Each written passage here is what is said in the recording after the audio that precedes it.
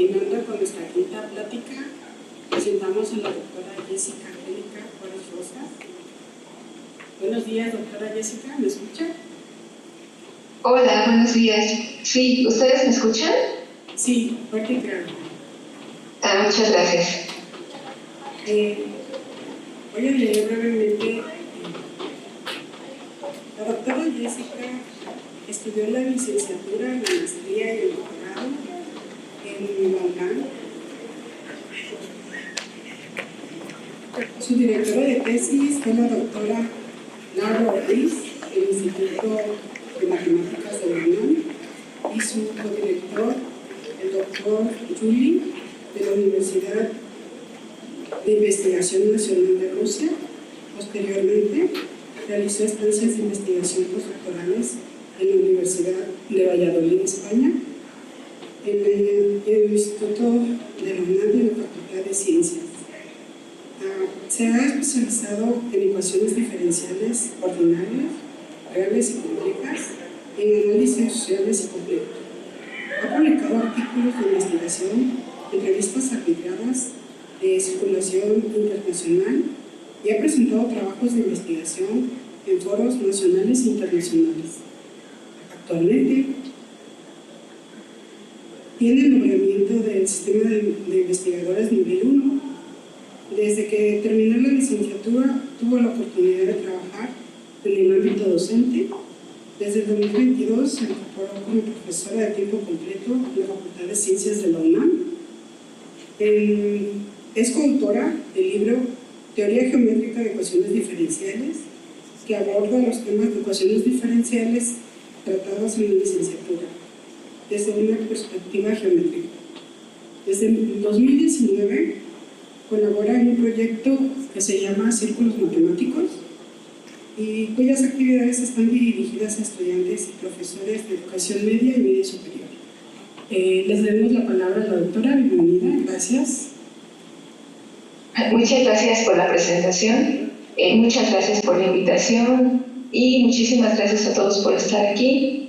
Espero que no haya muchas dificultades técnicas para la transmisión y la verdad es que me hubiera gustado mucho estar con ustedes allá de manera presencial.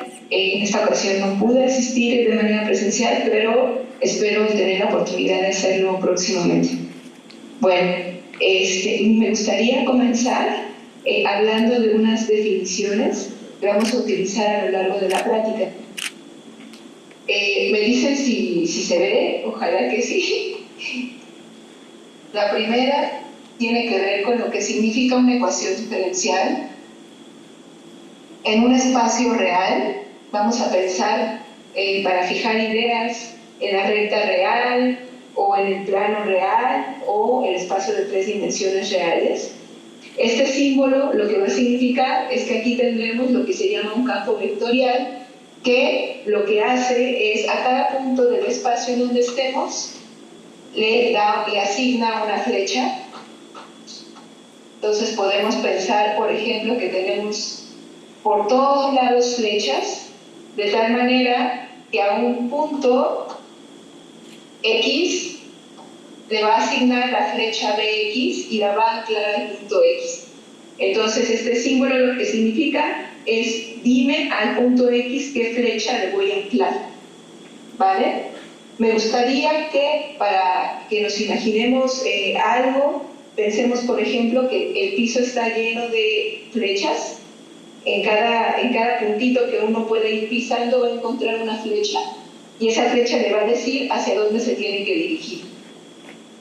De esa manera, si tuviéramos flechas por todos lados, entonces nosotros, si seguimos las órdenes de las flechas, esas nos dirían cómo movernos. Estando parados, encontramos una, avanzamos un poquito. Si encontramos otra, avanzamos otro poquito. De hecho, siempre la vamos a encontrar en lo que estamos suponiendo, que a cada puntito en el piso le damos una flecha que nos indicará qué dirección seguir. De esa misma manera, lo que buscaremos con estas flechas es entender cómo se están moviendo los puntos siguiendo esas órdenes que les dan las flechas.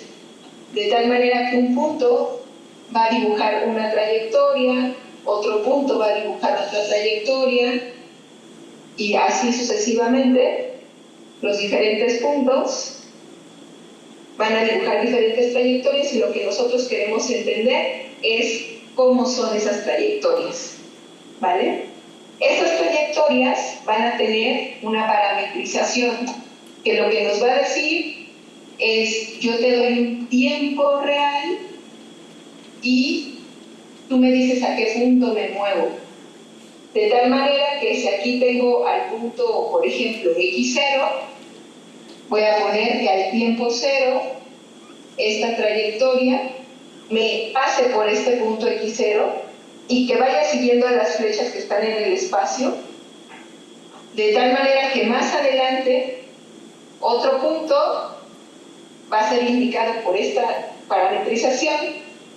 Vamos a ponerle phi s, y ese punto phi s va a tener asignado su flechita B en phi s, y lo que vamos a pedir es que justamente la trayectoria tenga tangencialmente, esto significa la derivada de la función respecto al tiempo, que nos va indicando los vectores tangentes a la curva, ese sea exactamente el campo vectorial evaluado en el punto por el que vamos pasando. A esta parametrización le solemos llamar solución de la ecuación diferencial.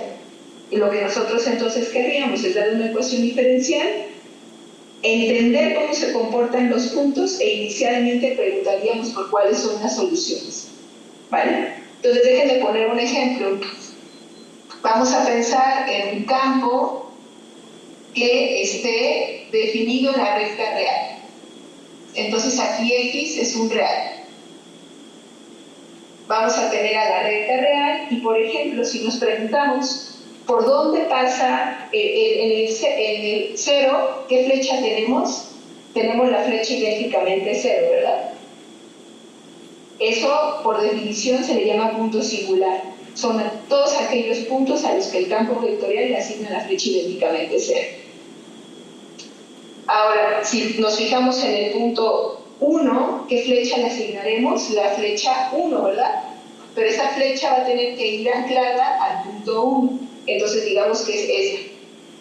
Si nosotros tomamos el punto 1/3, que ya está más cerca del 0, pues entonces se le asignará la flecha 1/3. Recordemos que las flechas van ancladas a cada uno de los puntos, ¿verdad? Si tomamos, por ejemplo, el punto 3, déjenme ponerlo por aquí, la flecha que le tendríamos que asignar sería la flecha 3, ¿verdad? Aquí vamos a pensar que está la flecha 3 anclada al 3. Si ahora nos fuéramos con los negativos, entonces tendríamos que a menos 1/3 le asignamos la flecha menos 1/3. Vamos a pintarla más o menos así. Si tuviéramos la flecha, tenemos el punto menos 1, le asignamos la flecha menos 1, y por ejemplo al menos 3, como de manera simétrica, menos 3, le asignaríamos la flecha menos 3, ¿verdad? Entonces dejen de dibujar. Todas estas flechas, como decíamos, van indicando, todos estos vectorcitos tienen que ir anclados al punto correspondiente, ¿verdad? Ahora, si nosotros decimos, nos paramos en el 0, queremos ver hacia dónde nos manda el campo vectorial. Nos manda a ningún lado, ¿verdad? Nos deja, como es la flecha idénticamente 0, no nos da órdenes de movimiento, entonces nos quedamos allí. Si nos pusiéramos en el punto 1, el campo nos empuja hacia adelante. Entonces lo que tendríamos que hacer es seguir hacia adelante, digamos que ese es el futuro del punto, hacia dónde va. Pero si quisiéramos entender desde dónde viene, entonces pasaría que si nos paramos en cualquier punto entre 0 y 1, sin tocar al 0, iríamos eventualmente a parar el 1 siguiendo el campo vectorial, ¿vale? Entonces esa sería como la trayectoria que sigue al campo vectorial a partir de 1. Si nos vamos al menos 1, pasa algo contrario, ¿verdad? Aquí el futuro del punto menos 1 es más bien hacia el menos infinito, podríamos decir. Y el pasado del punto menos 1 es todo aquello que está entre 0 y menos 1, pero sin tocar al centro. Entonces, podríamos decir que esa sería la trayectoria que seguiría el menos 1 en su futuro y en su pasado también, ¿vale? Se puede verificar que en este caso, si nosotros tenemos un punto x0, por aquí por ejemplo, entonces la solución que al tiempo 0, una solución que al tiempo 0 pasa por x0, es esta. Si la derivamos, lo que tendríamos es que derivar la exponencial, pero ya sabemos que la derivada de la exponencial es ella misma. Eso lo que nos da es a la pi otra vez, esta es la phi ns, pero eso no es otra cosa que el campo vectorial en la trayectoria, porque el campo vectorial era prácticamente al punto x, mándalo a la flecha x, ¿vale? Entonces ese sería nuestro primer ejemplo de ecuación y de soluciones.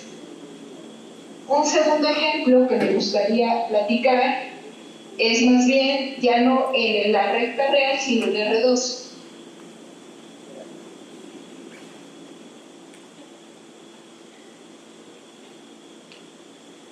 Vamos a tomar nuevamente al campo vectorial como la x, pero ahora esta x tiene dos coordenadas. Y esta x, déjame ponerlo aquí, vive en R2. ¿No? Aquí, vive en R2. Entonces, si queremos dibujar las flechas, podríamos empezar pensando en el origen, el 0,0. ¿Qué flecha le corresponde?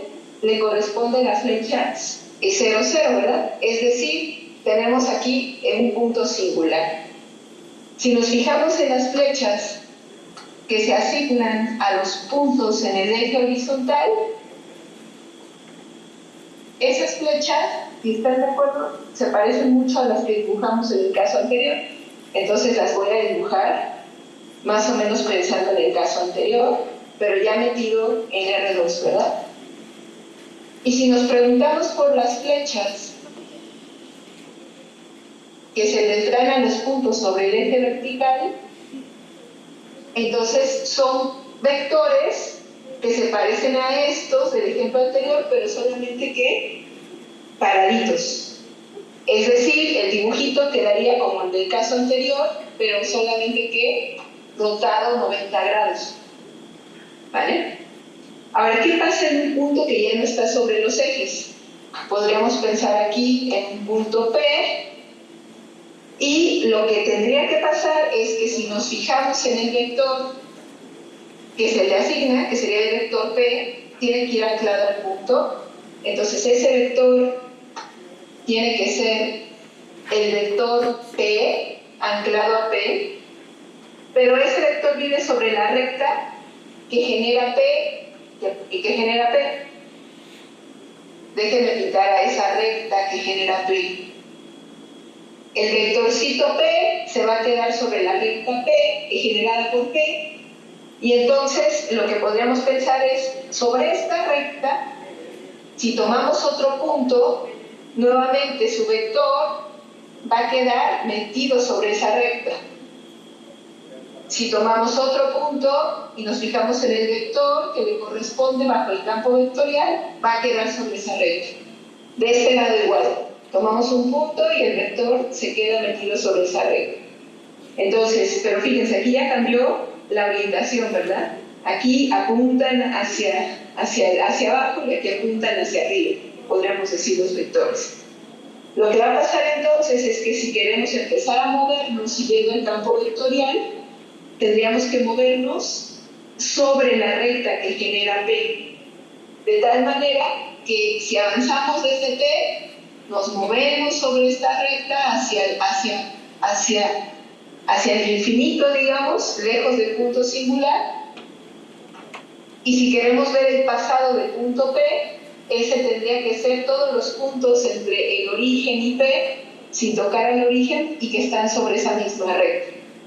O sea que la trayectoria que sigue P, sus pasados y sus futuros, son esta semirecta que pasa por el origen, pero solo esta. Si nos vamos del otro lado, entonces los puntitos más bien siguen otra vez ese patrón. Tomamos un punto del otro lado, se va sobre la semirecta hacia menos infinito, bueno, hacia abajo, podemos decir, lejos del punto singular, y si nos fijamos en el pasado de ese punto, P es el segmento entre el origen y el punto P, pero sin tocar al origen. El punto, podemos llamar de otra manera para no confundir con este P, pero entonces esta sería la trayectoria pasada y futura del punto siguiendo el campo vectorial. Esto va a pasar entonces para todos los puntos en R2. Vamos a tener que si tomamos un punto, entonces, siguiendo el campo vectorial, su futuro y su pasado, será moverse sobre el segmento que éste determina entre el origen y el punto, todo hacia infinito. Si nosotros queremos hablar, en este caso, de una solución que nos dé justo parametrizaciones a estas curvas y que sea solución a la ecuación diferencial, se puede verificar que esta es de la forma, déjenme ponerlo un poquito más para acá, es de la forma A exponencial de t, B exponencial de t. Aquí acuérdense que la t varía, ¿verdad? En R. Es decir, tendríamos todos los múltiplos reales, si variamos la t, del punto P, que es justamente lo que acabamos de ver en el dibujo, ¿verdad? Si sacamos la derivada de la psi, esta coordenada a coordenada se puede ver que es la misma psi, es decir, el campo evaluado en la psi. ¿Vale? Entonces, podríamos decir que estos son dos ejemplos de ecuaciones diferenciales dadas por ciertos campos vectoriales en R y en R2. ¿Vale? Ahora, todo esto que les comento ya lo estoy poniendo en un lenguaje muy actual. Realmente hay como toda una historia, una larga historia de las ecuaciones diferenciales y me gustaría señalar unos poquitos puntos respecto a esa parte histórica. Esto data de mucho tiempo atrás. Los pioneros de las ecuaciones diferenciales son Newton y Leibniz y sus trabajos datan de aproximadamente los 1650.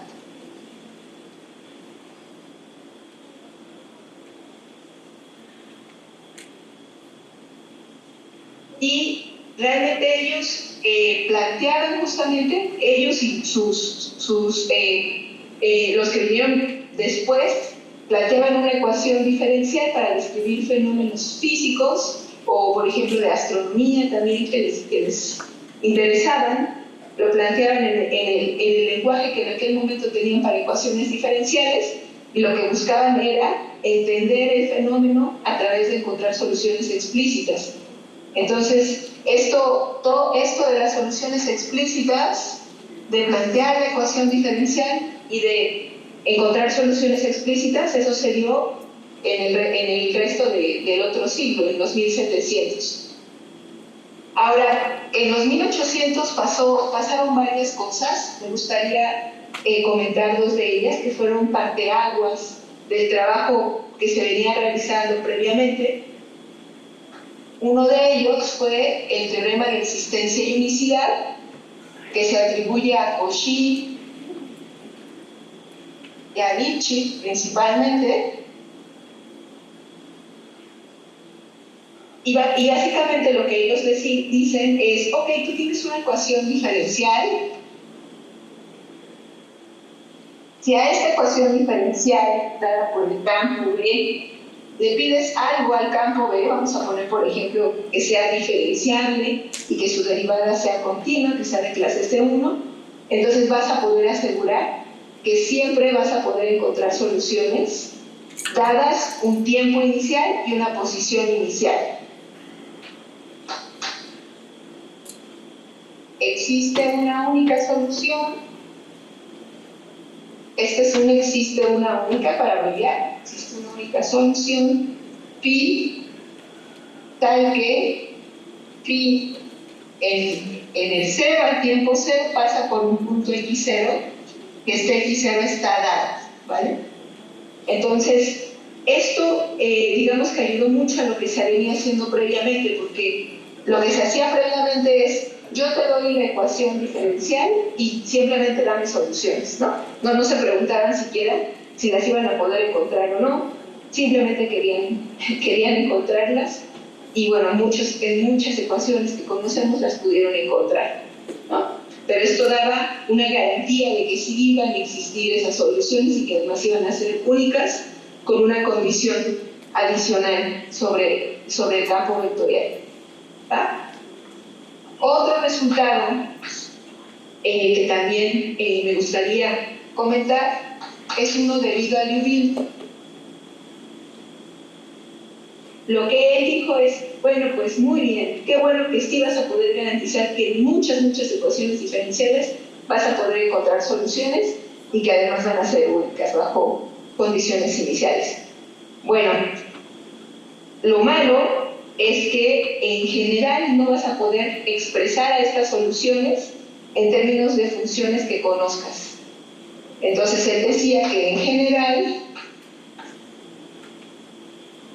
las soluciones a una ecuación dada no se expresan en términos de funciones elementales.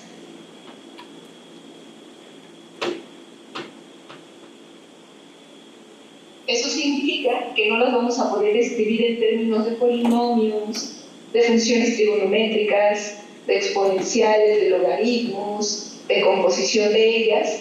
Entonces, aunque estas existan, no vamos a tener la herramienta para expresarlas, ¿vale?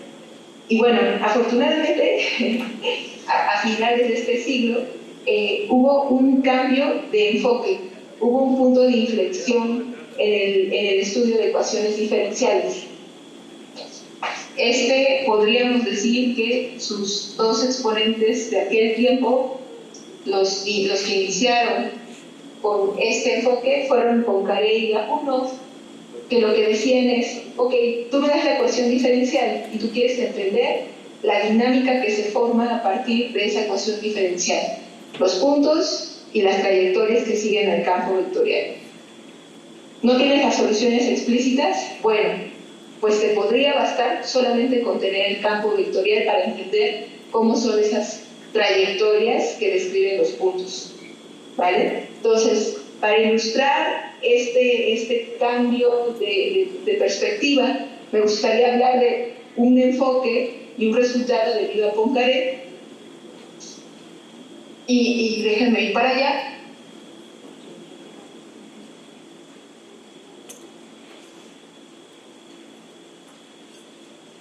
Lo que decía Poincaré se podría expresar de la siguiente manera. Vamos a tener dos campos vectoriales en el espacio, en el mismo espacio.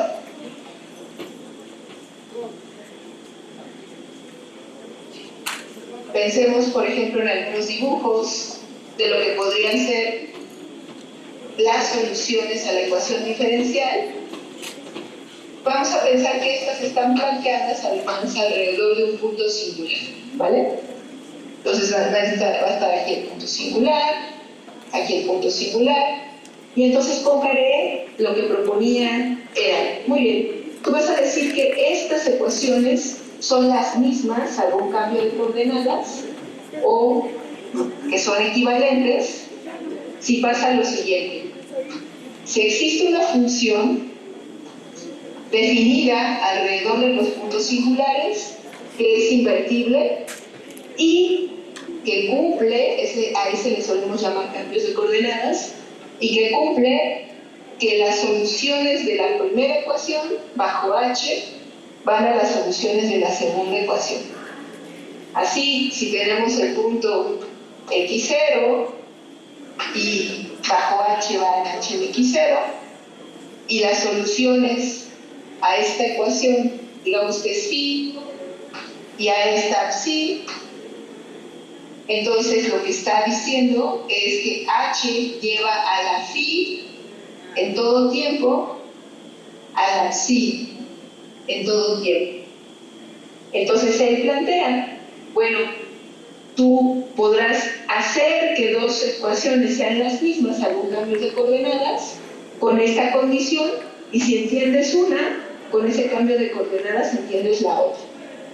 De hecho, un resultado muy importante de Poincaré, justo lo que hace es, y se los quiero compartir rápidamente en un momento, pero lo que hace básicamente es, tú quieres que entender esta ecuación diferencial, llévala a una más fácil, con un cambio de coordenadas, aquí entiendes qué está pasando y te regresas con el cambio inverso.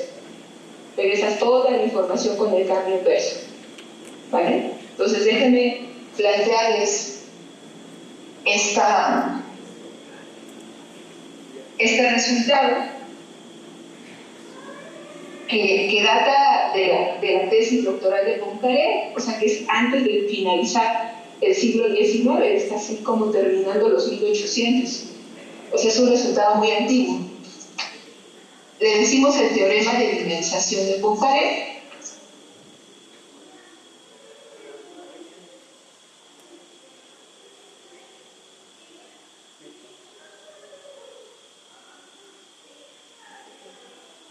Y me gustaría enunciarlo así muy general, y ahorita platico un poquito más de este resultado. Vamos a tener un campo vectorial y vamos a suponer que ese campo tiene una descomposición en series de potencias. Para los que no conocen a las series de potencias, son como si fueran polinomios, pero nunca acaban. Entonces, va a tener un punto singular en el origen, digamos, entonces no va a tener parte constante, pero sí va a tener parte lineal.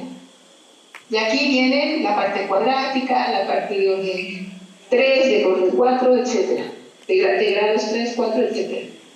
Esta parte lineal es una matriz, y lo que se pide es que la A no se anule idénticamente, pero además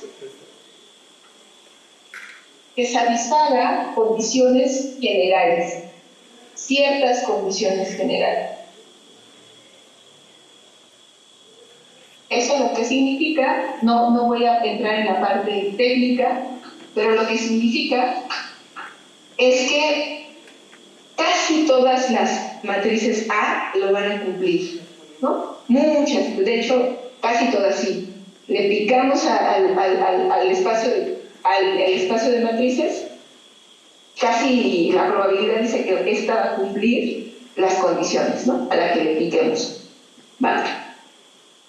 Entonces, lo que demuestra Poincaré es que la ecuación diferencial original es equivalente a la ecuación dada por la parte lineal de la B, es decir, esta matriz. Y entonces justamente esta ecuación, al ser lineal, lo que uno ve en los cursos de ecuaciones diferenciales de la licenciatura es que esas sí que las vamos a poder resolver explícitamente, y esas sí que les vamos a poder hacer su dibujito de todo, cómo se están comportando las soluciones sin problema, y vamos a poder saber todo de ellas. Bueno, pues lo que vamos a hacer es regresarnos con un cambio de coordenadas y vamos a decir que este tiene el mismo comportamiento salvo el cambio de coordenadas. ¿Vale? Entonces, una cosa que me gustaría precisar es que Poincaré demostró esto para un espacio complejo de dimensión n.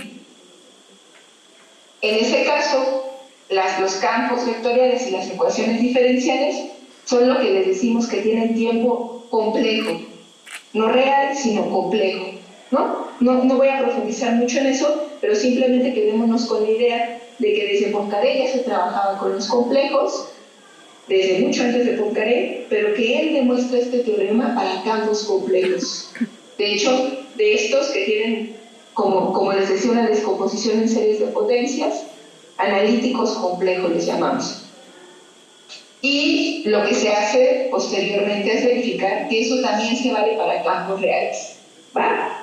Entonces, solo por dejarlo ahí un poquito anotado, pero lo que me gustaría comentarles es que este resultado fue un parteaguas en lo que vino posteriormente en el estudio de ecuaciones diferenciales. Porque a partir de eso, entonces lo que se empezaba a buscar era tratar de dar herramientas como los cambios de coordenadas para poder entender a las ecuaciones diferenciales. Entonces, algo que pasó es que después de Poincaré, por ejemplo, se estuvo buscando, muchas personas estuvieron buscando qué pasaba si no se cumplían estas condiciones del teorema, si nos salíamos de esas condiciones del teorema. Y justamente yo les quiero platicar de un planteamiento que se hizo en donde podríamos abordar un poco esa perspectiva de qué se está haciendo cuando en particular la A se anula idénticamente.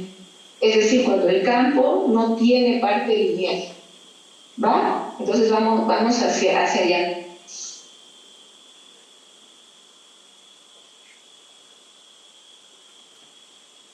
A este le solemos llamar el problema de Thom.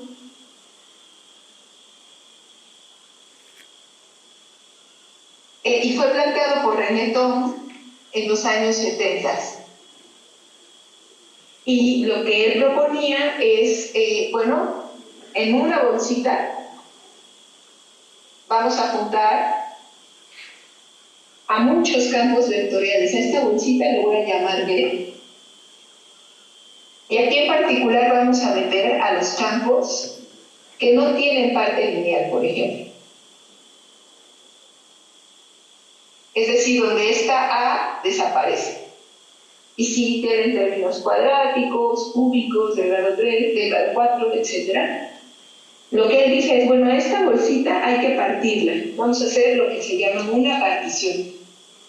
Vamos a partirla en bolsitas más pequeñas, de tal manera que si agarramos dos campos en una bolsita, estos tengan que estar relacionados, tienen que ser equivalentes, es decir, tiene que existir un cambio de coordenadas que lleve a uno en otro, ¿vale? Entonces, ya hicimos como nuestra partición de bolsitas con ese tipo de campos. Lo que él proponía es, bueno, muy bien, a cada uno de estos campos asóciales unos objetos geométricos que van a estar relacionados geométricos o funcionales o algebraicos, pero que estén relacionados con el campo vectorial, con la ecuación diferencial dada por el campo vectorial. De tal manera que ocurra que si tienes dos campos, déjenme denotar así la relación entre campos que habíamos dicho antes, si tienes dos campos vectoriales equivalentes, entonces es porque sus etiquetas son las mismas, estos objetos son los mismos. Entonces lo que significa es que esta etiqueta sirve para todos los miembros de la bolsita pequeña, ¿vale? A esto se les llaman invariantes. Y me gustaría comentarles sobre dos ejemplos de invariantes.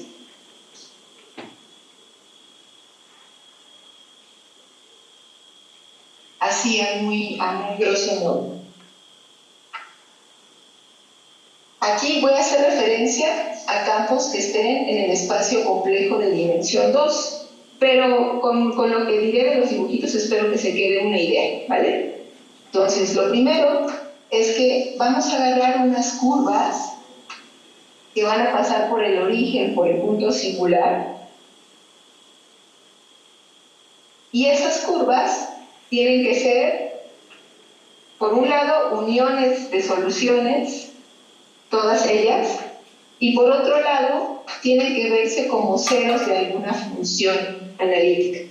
Podríamos pensar, por ejemplo, en el caso que vimos hace un rato en R2, como los dos ejes que son x por y igual a 0, por ejemplo. Ese es un ejemplo de función en dos variables que se anula en los ejes.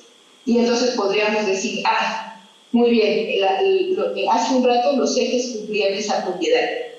Bueno, pues ahora lo que vamos a pedir es tener estas curvas, a las que les vamos a llamar separatrices.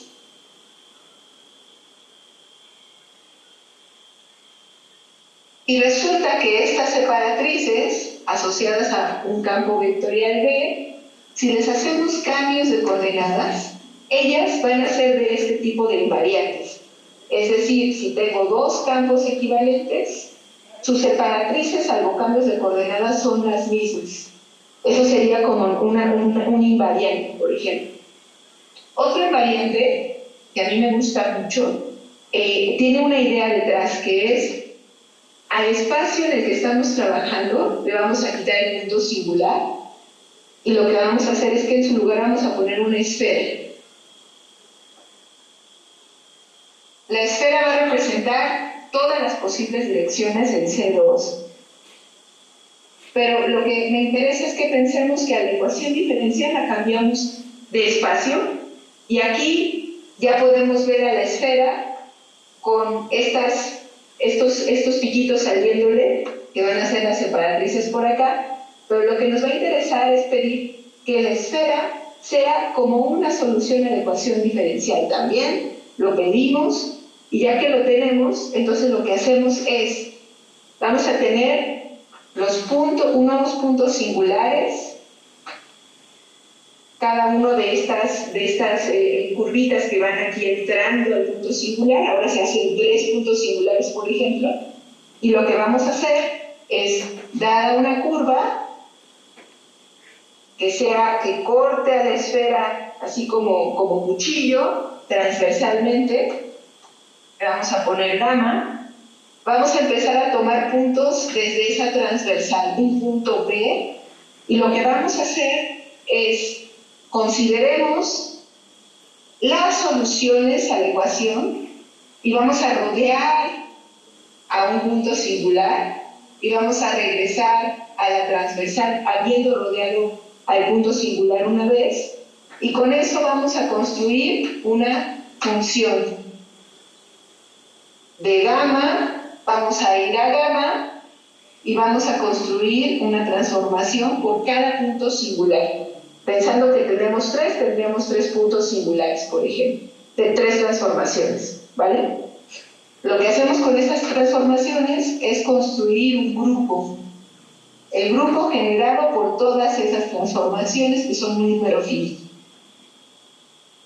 Este grupo, salvo cambiarle de coordenadas a la transversal, le llamamos grupo de holonomía evanescente.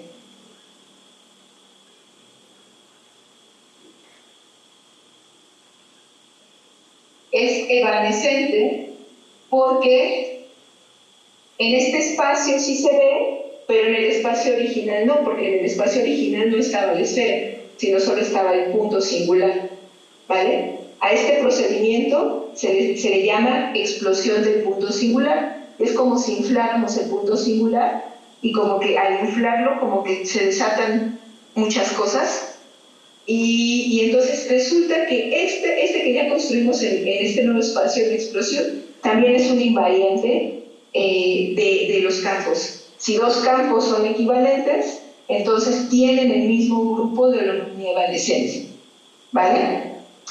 Ahora, regresando a esta parte, lo que quería Tom no era reconstruir simplemente estos objetos, sino que estos objetos además permitieran que el regreso fuera cierto.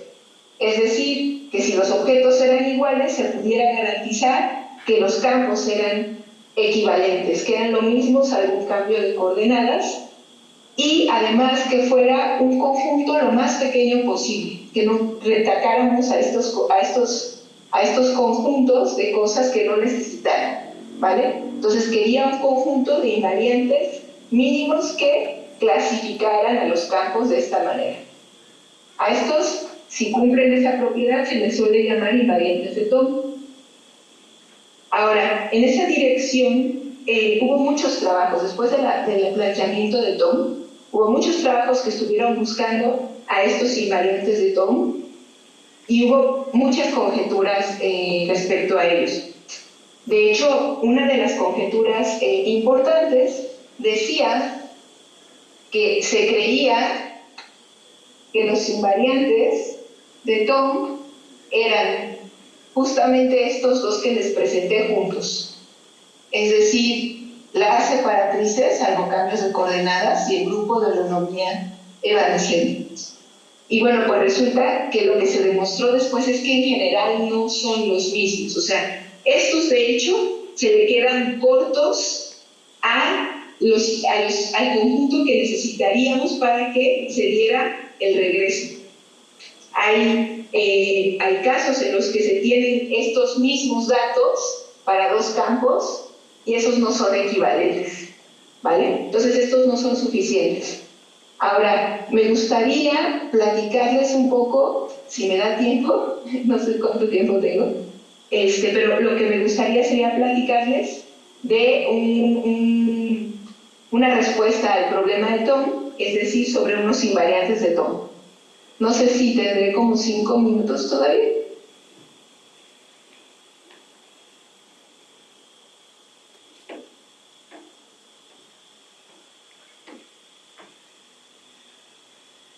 Sí, supondré que sí tengo 5 minutos todavía. Entonces... interrumpimos su presentación. Estamos en vivo. Ok. Bueno, entonces, nada más para terminar, hay unos resultados, el que les quería comentar justamente, ya dice quiénes sí son los invariantes. Y lo que resulta es que se encuentra el invariante que faltaba aquí. En lugar de este, aparece otro. Y este otro invariante, ese es el que, digamos que en el trabajo que tenemos actualmente, queremos entender geométricamente. Geométricamente queremos entender qué le faltaba a las separatrices para poder hablar de ahora de todo el dato que nos da este invariante nuevo. ¿Vale? Pero bueno, entonces le dejo hasta ahí. Muchas gracias. Agradecemos la excelente exposición de la doctora.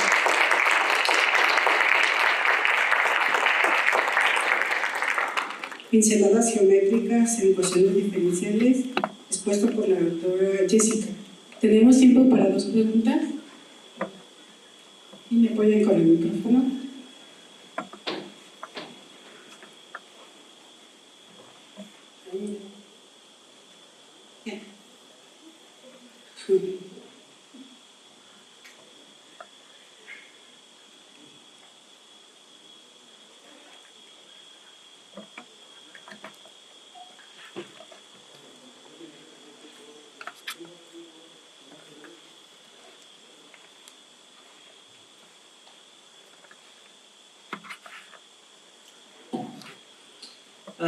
Buenas tardes. Primero que nada, muchas gracias por su plática. Me gustó mucho y justo ahora que acabamos de cursar sistemas dinámicos continuos, pues siento que ahora sí le entendí un poquito más. Algo que me gustó mucho de su plática es que de todo lo que nos estuvo platicando, pues siempre había una intuición geométrica. Justo su plática pues tiene eso en el título, de la intuición geométrica. Así que me gustaría preguntarle cómo le ha hecho usted para seguir teniendo esa idea geométrica aún en temas tan avanzados como los que nos mostró ahorita, y cómo fue que la desarrolló, cómo es que la sigue desarrollando. Gracias. Perdón, es que se me perdió totalmente, como que no sé qué pasa con el audio, que no escucho las preguntas. ¿Me podrían repetir la pregunta, por favor? Sí. Le preguntaba, le decía que me gustó mucho cómo durante quizá, perdón, es que el que sí escucho bien es el micrófono de la persona que me presentó, pero el resto no escucho. ¿Gustas pasar acá?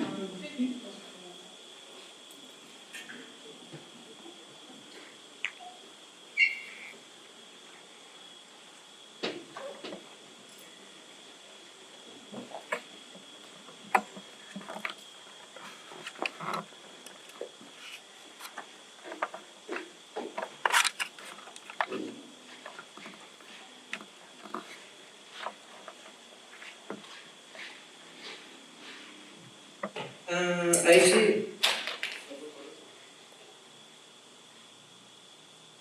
Ahí sí me escucha bien. Creo que sí. Gracias. Mi pregunta era, me gustó mucho que en toda su plática nos habló de la intención geométrica y un poco esa parte que nos dicen luego los profes de la demostración por dibujo, de cómo se ve el dibujo. Mi pregunta es, ¿cómo le he hecho para mantener esa intuición geométrica aún con temas tan complejos como los que nos mencionó al final? ¿Cómo es que la ha ido desarrollando? Bueno, muchas gracias por la pregunta, porque eso me hace remitirme más bien a quien es mi mentora, Laura Ortiz. Yo creo que es ella quien me ha compartido como toda esta perspectiva, ¿no? Yo con ella aprendí ecuaciones con tiempo complejo, de hecho ecuaciones reales también aprendí con ella, y yo creo que sin duda es su perspectiva, ¿no? O sea, yo la he ido, digamos que, cultivando dentro de mí, pero sin duda es ella. Y de hecho, por ahí comentaron sobre un libro que afortunadamente tuve la fortuna de estar como coautora con ella, con Ernesto Rosales y con Jesús Palma. Y bueno, es un libro que a mí me ha ayudado mucho también a entender la parte pues, de la geometría de las ecuaciones. Y ahora, gracias a esa colaboración, pues lo llevo como muy dentro de mí, ¿no? Pero yo sin duda creo que es mi mentora, Laura Ortiz, quien me ha enseñado esa parte geométrica. Gracias por la pregunta. Gracias por la respuesta. Gracias.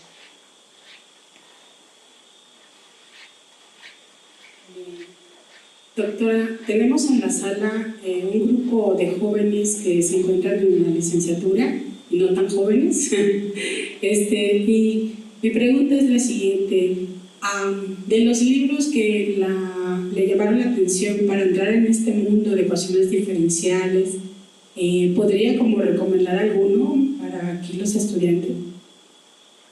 Sí, bueno, la verdad es que a mí, voy a ser sincera, a mí las ecuaciones diferenciales no me gustaban. En la licenciatura no me gustaron nada.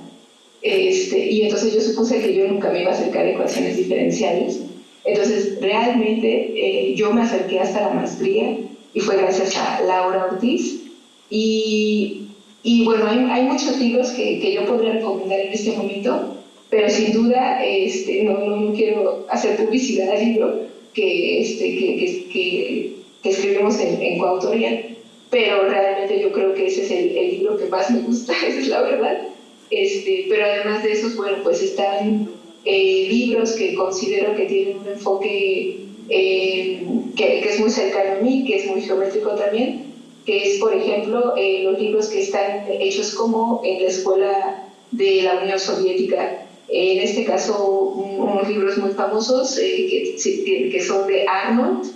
Arnold fue un matemático que vivió en esa época de la Unión Soviética y que hicieron una escuela. De hecho, la escuela pues es previa, digamos, a Arnold, pero él fue uno de los que impulsó más esta parte de ecuaciones diferenciales y formó toda una escuela al respecto. Entonces, yo recomendaría mucho que ya son especializados los libros, pero sin duda tienen ideas geométricas brillantes, ¿no? Que a mí realmente cuando entro yo a esos libros tengo que pasar mucho tiempo pensando en lo que dicen, pero aparentemente son claros, ¿no? Pero son muy profundos. Son claros, pero son profundos realmente. Entonces, perdón, no puedo decir que hay libros que me encantan básicos, porque la realidad es que yo huí de las ecuaciones cuando estaba en la licenciatura, así que, pero gracias por la pregunta. Muy bien, le damos las gracias a la doctora Angélica. Un aplauso, por favor. Muchas gracias. De manera virtual, se le entrega un reconocimiento. Espera que aparezca en pantalla. Sí, gracias.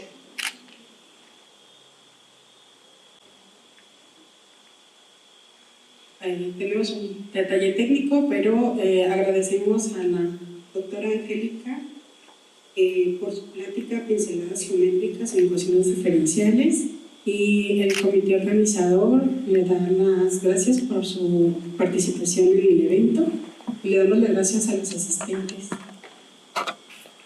Un aplauso, por favor.